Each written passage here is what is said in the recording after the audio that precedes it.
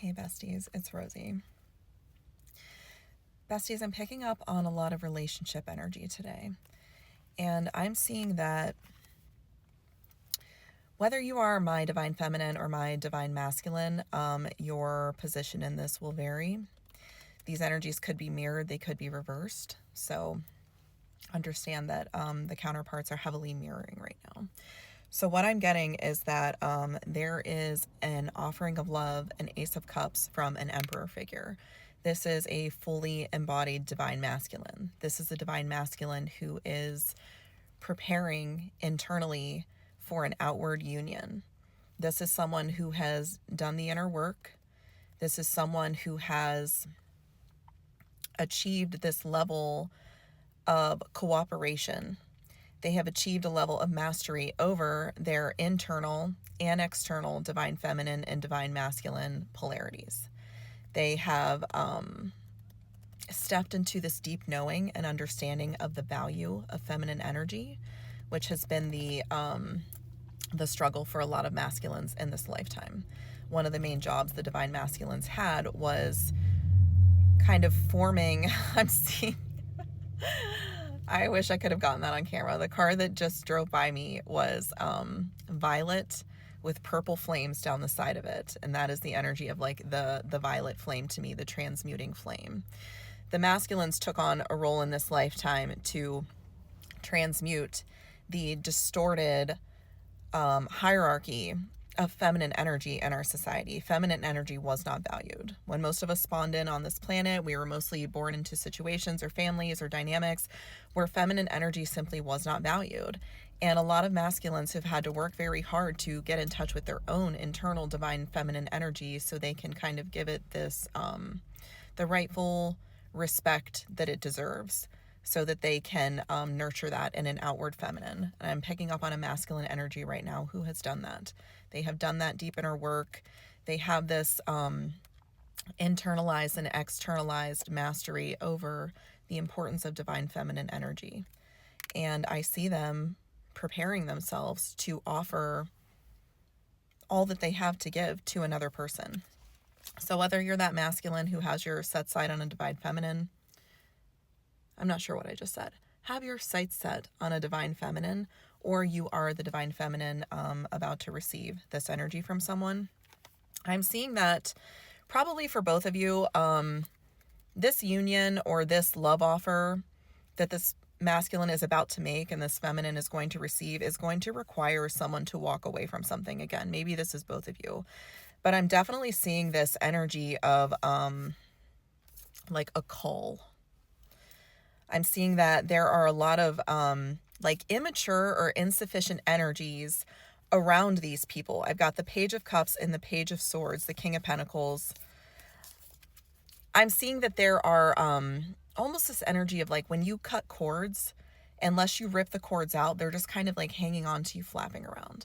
And that's kind of the energy that I'm getting from this. There's just like all these cords flapping in the wind that once led to these other attachments, to these other connections. And these might not all be romantic. For some of you, I'm getting like a friendship. This is a pretty specific message. A friendship that was kind of like a placeholder because you didn't have a romantic connection. This is someone that you had like a very deep friendship with, but the reason it was so deep is because you didn't have this outward like counterpart, whether you're the masculine or the feminine, and that's why like this relationship was kind of like so deep or important to you, because you didn't have someone kind of filling that role. And there was something about this friendship that felt like it was something along those lines. And I'm seeing you kind of realizing that in order to fully choose this, in order to fully take this path forward and see it to fruition, you're going to have to kind of rip out these cords. You're going to have to rip out these dangling attachments to other people who haven't been feeding you in the way that you need to be able to make the energetic room for this connection that's coming in for you.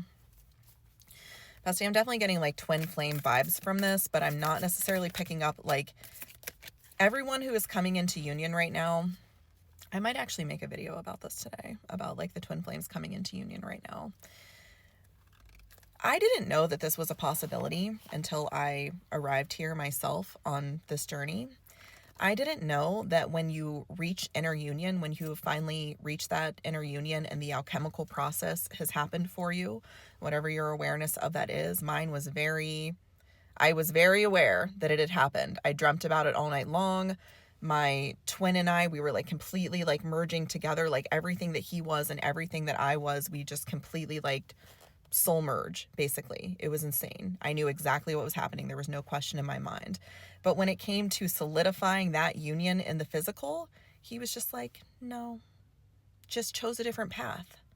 Bestie, I didn't know that that could happen. I kind of thought like when you were in union as a twin, like then if you got to that place, like the masculine had finally kind of decided like, okay, I'm going to do this. I didn't realize that when you got to the point of union, they still had a choice to just kind of like defect and go back to a karmic path, even after they had achieved inner union. I had no clue that that was a possibility. Anyway, apparently it is. And now from this place, you know, where there you have more than one twin flame now to choose from, but you also have the opportunity to kind of solidify that outward union with a soulmate if that feels better to you. Like your journey with your twin flame is very much a contract towards self-mastery. You're using each other as this mirror, you're using each other's energy, you're tackling the same goal from two different ends and you're meeting in the middle. But once you meet in the middle, it's fair game. Like you can still choose to do whatever you want. It's not a guarantee that you're going to be like an outward union with that person that you achieved inner union with. And so because of this, bestie, I'm getting that you might be a twin flame who has achieved inner union, but you might be choosing to solidify that with an outward soulmate. So they could also be a divine masculine who did the same thing. Maybe their twin just kind of defected, or they're not really loving their options for their outward twins. Even if we're all in union, it still doesn't mean that we, you know, will choose each other like that. Justice, the star. Yeah, bestie. I'm speaking to a collective who has worked very, very, very hard and diligently. I'm seeing someone just chipping away with like a chisel at something that has taken 5 ever to carve. And now that you're here, you're kind of in this very like balanced, calm energy, this understanding that, okay, in order to take the next steps, I've taken all these steps in this journey, but in order to take the final ones, like a lot of things in my life are going to have to fall away. Like the space that will need to be created to be in union, not only energetically in the 5D, but to welcome that here on the physical plane, a lot of things are going to have to be left behind to make space for that. Spirit, what do you want my collective to know about this?